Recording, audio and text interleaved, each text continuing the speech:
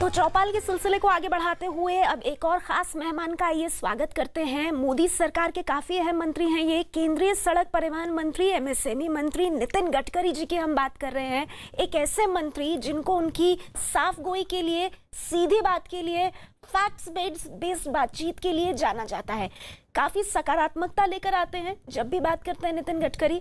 और इसके साथ ही एक और बड़ी बात यह है कि ऐसा बहुत कम राजनेताओं के साथ देखने को मिलता है कि कटिंग अक्रॉस पार्टी लाइंस उनका सम्मान हो। नितिन गडकरी ऐसी ही राजनीतिक शख्सियतों में शुमार हैं। बहुत बहुत स्वागत है नितिन जी आपका न्यूज़ 18 इंडिया के चौपाल कार्यक्रम में। नमस्कार नितिन जी, आप सरकार के टॉप परफॉर्मिंग मंत्री हैं और इसके साथ ही कई अहम मंत्रालयों का जिम्मा आपके पास है।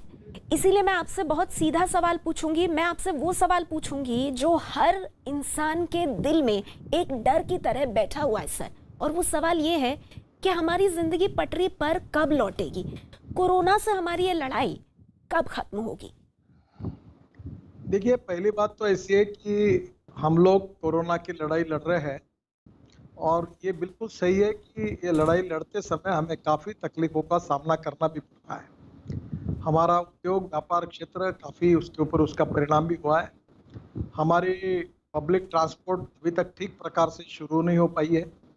उद्योग क्षेत्र में, व्यापार क्षेत्र में हमारे दुकानें, हमारे मॉल्स, हमारे जिम्स, रेस्टोरेंट, होटल्स काफ़ी दिक्कतें आ रही है और इसलिए स्वाभाविक से आर्थिक स्थिति के कारण भी हम लोग समस्याओं का सामना कर रहे हैं। पर ये जो संकट है ये केवल हमारे देश के ऊपर नहीं है, ये संकट पूरे विश्व पर है और इसलिए ये नेचुरल कैलेमिटी जैसा एक संकट है। इसके लिए कोई ये नहीं कह सकते कि भाई कोई ये हमारा जैसे कुछ आसमानी संकट होते हैं, सुल्तानी संकट होते हैं, तो कोई ये संकट जो है ये नेचुरल कैलेमिटीज के रूप में जैसा होता है उस प्रकार का है।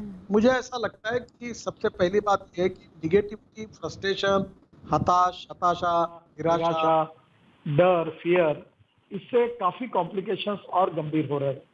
तो पहली बात तो हमने निगेटिविटी के साथ नहीं जाना चाहिए, हमने फ्रस्ट्रेशन, निराशा नहीं आने देनी चाहिए।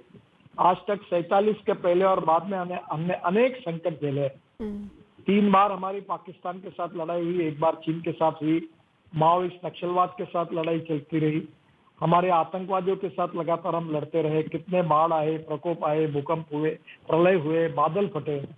और ये बात सत्य है कि हिंदुस्तान ने उन सब संकटों आगे गए। तो मुझे आपको एक ही कहना है कि अभी ये समस्या है, ये जल्दी ही निपटे जाएगी। जब तक हमें इसका वैक्सीन नहीं मिलेगा तब तक नहीं होगा, और वैक्सीन अब रीच में है। जो कुछ बातें आ रही है, मुझे लगता है कि जल्दी ही वैक्सीन मिल जाएगा और वैक्सीन मिलकर निश्चित रूप से हम इसमें जीतेंगे। तब तक we need to understand arc of living with कोविड-19। हमें जीवन जीने की एक पद्धति को हासिल करना होगा कोविड-19 में, कि किस प्रकार से हम आगे जाए। और मैं ये कोशिश करता हूं और मैं कहूंगा कि लॉकडाउन ये कोई उपाय नहीं है। हमारे सब जगह पर हम नियमों का पालन करते हुए पॉजिटिविटी के साथ, सकारात्मकता के साथ और फियरलेस और सेल्फ कॉन्फिडेंस के साथ हम इस संकट पर आगे जाए। धीरे धीरे हमारे व्यवहार हम चालू करें। हमारे एनएचए के सब अभी लगभग कॉन्ट्रैक्ट हमने काफी तेजी से शुरू कर दिए हैं। हमारे यहाँ टोल पे अब लगभग उतना ही स्पीड आने लगी, लोग गाड़ियां दौड़ने लगी है। धीरे धीरे काफी बातें रेगुलराइज हुई है, पर अभी स्कूल, कॉलेजेस, मॉल्स में जितना नियमित रूप से उसमें कुछ दिक्कतें हैं।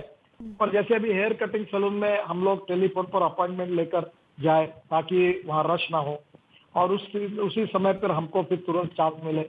जिम में भी ऐसा कुछ करना पड़ेगा। रेस्टोरेंट में भी एक समय कितने लोग वहां बैठेंगे, कितने नहीं करके हमको कुछ करना पड़ेगा। तो आज इसकी मर्यादा को समझते हुए कोविड-19 के साथ जीने की एक नई जीवन पद्धति हमें स्वीकारनी होगी। मास्क लगाना होगा, आते जाते सैनिटाइजर से हाथ धोने होंगे, साफ करने होंगे। नितिन जी, मैं वाकई में उम्मीद करती हूँ कि जो बातें आप कह रहे हैं, क्योंकि मैंने इसी बात से शुरू किया, आपको जितने लोग जानते हैं या आपको सुनते आए हैं उन्हें पता है कि आप हर चीज़ को एक तो फैक्ट्स के साथ कहते हैं और दूसरी बात है कि आप सकारात्मकता जो है, जो पॉजिटिविटी है, उसका दामन हमेशा पकड़ कर रखते हैं। आप कहते हैं कि ये आपका मूल मंत्र है। लेकिन जब हम संकटों की बात कर रहे हैं सर, तो अर्थव्यवस्था को वापस पटरी पर लाना नितिन जी, ये भी अपने आप में एक बड़ी चुनौती है। और अगर मैं गलत नहीं हूँ तो रोजगार के मामले में कहीं ना कहीं आपका जो मंत्रालय है उसके ऊपर सबसे बड़ा बीड़ा है इस वक्त। देखो, पहली बात तो ऐसी है कि हम जैसे कोविड-19 की लड़ाई लड़ रहे हैं, वैसे आर्थिक लड़ाई भी लड़ रहे हैं। और इस आर्थिक लड़ाई में स्वाभाविक रूप से गांव, गरीब, मजदूर, किसान, इनके हितों की रक्षा भी सरकार को करनी पड़ेगी। और इसीलिए सरकार ने 20 लाख करोड़ का पैकेज भी जाहिर किया। अब मुझे बताइए कि इस समय हर स्टेक होल्डर अड़चन में है। अड़चन में कौन नहीं है? मीडिया भी अड़चन में है, नौकरी करने वाले भी अड़चन में है, माइग्रेंट लेबर भी अड़चन में है, उद्योग भी अड़चन में है,